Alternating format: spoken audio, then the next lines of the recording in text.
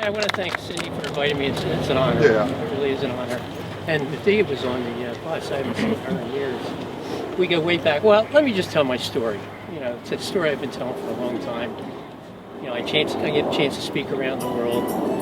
And I certainly have, well, I'll let you know how I feel about 9/11. You know, I just don't want to talk about 9/11. But my son died on September 11th. He was 26 years old, worked at Merrill Lynch, which is across the street from the North Tower.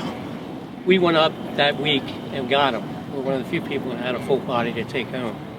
What, you know, I never viewed the body. The coroner said, you know, he recommended that I don't do it because and I don't want to, it's important, I don't want to go into how he died, but it's a big part of my story. He died walking, he worked at Merrill Lynch across the street from the North Tower. He lived up in 66 between 1st and 2nd, took the subway down from Hunter College down there, gets off at Fulton Street, then heads across. Now, he had only been working there 3 weeks. Then he would go through the Trade Center, and he was probably cutting through the North Tower because Merrill Lynch was on the other side. Well, I didn't know this at the time. It took a long time to find out. But there was an explosion, and he was killed instantly. His injuries were in his chest and his face. Most of his skull was taken off except for the back of his skull. And he had post-mortem burns on him. Now, again, this has taken me a long time to find this out. I wish I'd found out immediately. But I spend a lot of time when I talk. I do not want to disrespect the people here. I don't want to disrespect any other family member. I can talk about Bobby. It's my job as a parent. See how getting upset. It was a murder. It was an outright murder. Okay? So, that's all I want to talk about that. He was murdered. So what happened afterwards? Well, at first, of course, I believed what everyone else believed. That 19 hijackers, planes, everyone died because the buildings came down. Now, immediately, I felt it was a crime. So I wanted to do something. The first 6 months, you're just in grief. You're in absolute shock. I couldn't do anything. You know, thank God for friends. People kept coming over. So, it's, you know, you kept active from friends, and then suddenly that dies out. I said, I have to do something. So I joined a group called 9/11 Families for Peaceful Tomorrows. They won a Nobel Prize. And with that, we became very active. They were all 9/11 family members that lost someone, and we didn't want war. And I said, that's exactly what I want to do. Because no matter how you look at it, it was a crime scene. Even if, you know, I don't believe anything about the official story, I'll say right now, I think the United States orchestrated this thing. But I don't think it, I know it. But again, I'm not going to spend a lot of time. But anyway, the idea that this is silly. We're going to go to war. Medea, you know, I'm so honored to see Medea and Cindy that, you know, these people are so involved in this, but Medea's in this book. And so we became very active. I've traveled around the world. Bogota, they had a conference on violence. I met people from Chechnya, Indonesia, all around the world. And I used to talk about blowback. Because at this time when I was talking around the world, I really hadn't spent a lot of time on 9/11. I just didn't want wars. I wanted peace. And this is why I was with this group. And it was just so great to meet these people in Bogota that, you know, people from Afghanistan were there. People, you know, a black woman lost 9 family members in Africa, Afghanistan.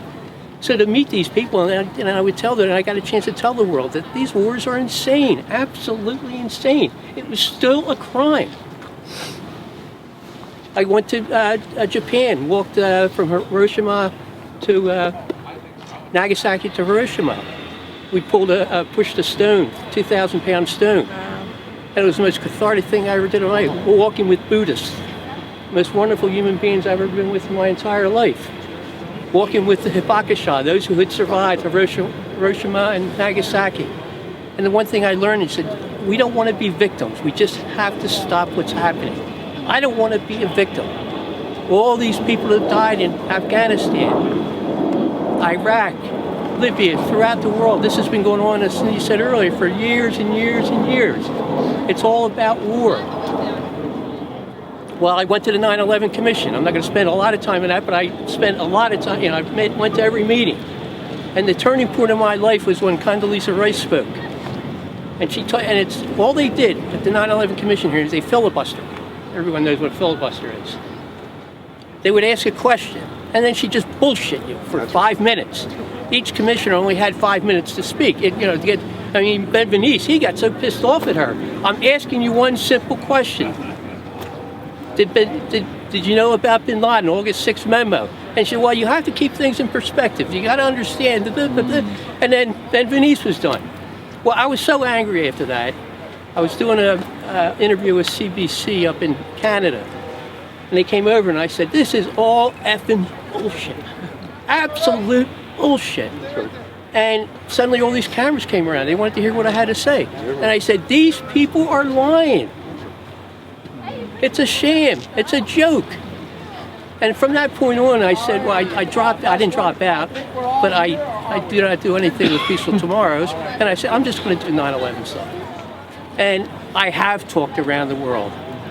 And the message, I did an international travel channel. They came to America and they wanted to talk about 9/11.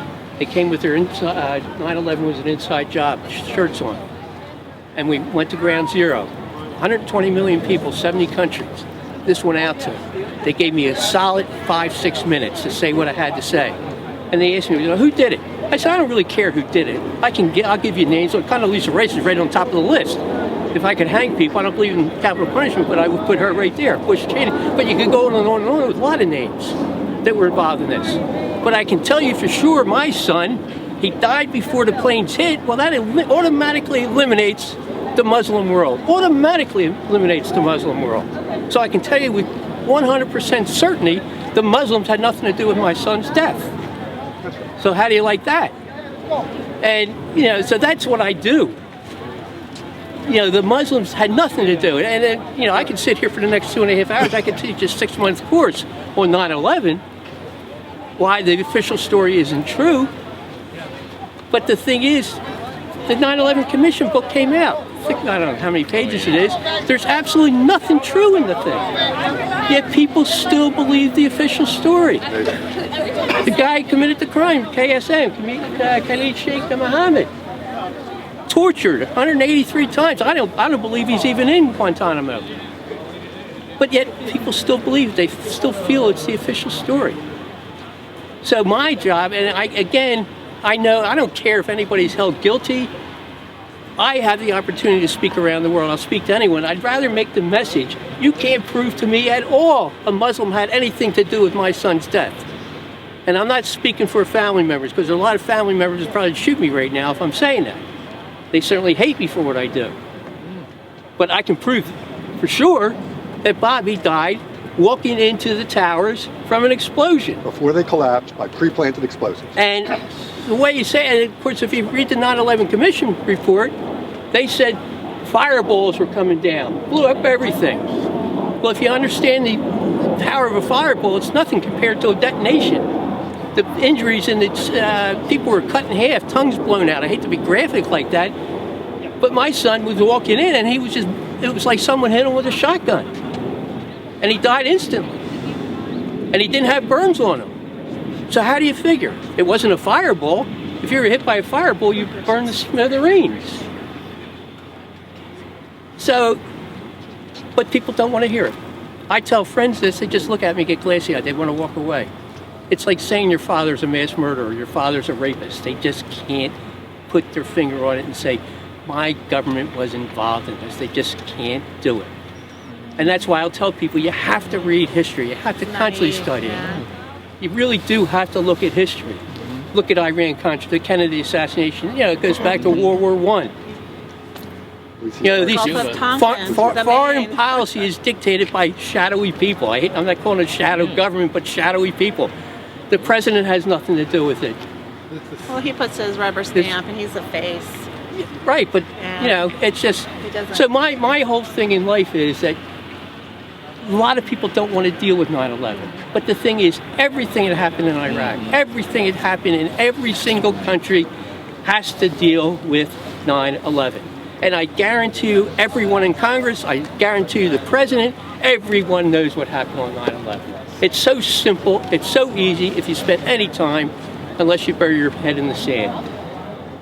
The war on terror is a joke. It's a fraud. It's an absolute fraud, as you said. It's a fraud. And it has been. It's just like the war on drugs. You know, it just goes on and on and on. As Sidney said, we've only had 12 years where we haven't had a war. Well, this is, you know, what we were just talking about. The quote you said was from Lenin, but John or Vladimir? What was the quote? Well, you're talking about imperialism and capitalism. Capitalism mandates imperialism, and of course, imperialism mandates war and conflict. And it's been that way, and it will always be that way.